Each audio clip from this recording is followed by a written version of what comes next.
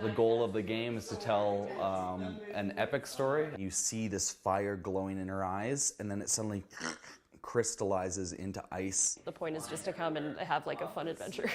You enter this world that the Dungeon Master has created.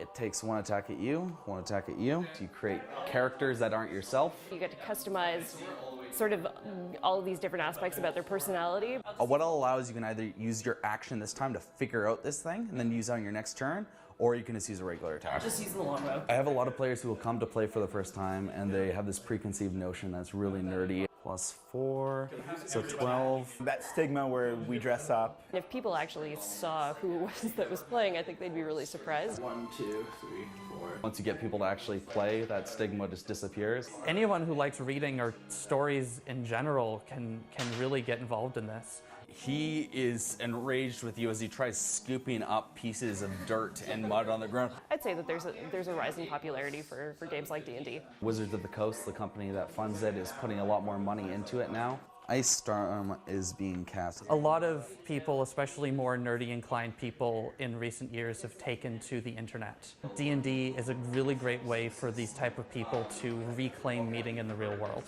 You're a machine that gives us auto crits and gives them disadvantage. Video games and not being in the same space as another person isn't working for people anymore. Even though it's more clunky and cumbersome than a video game, people seem not to mind and seem to want to do it. She casts it right here to get all three of you guys.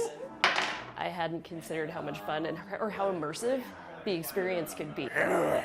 And he comes right back at you, preparing to punch you twice in the ribs. Generally, I think people experience something meaningful at the table, and that's why they come back.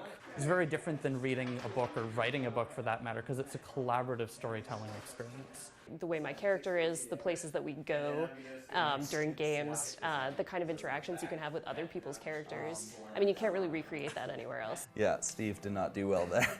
We spend a lot of our time separate during the day, and this is one place where we come to relax. Everyone's there for a common cause, so you're kind of just guaranteed to have a good time with them. You know that your hero's here when Steve shows up. Generally, I think people experience something meaningful at the table, and that's why they come back. D&D has always been a community-based game, and you can't play it without a good group of friends.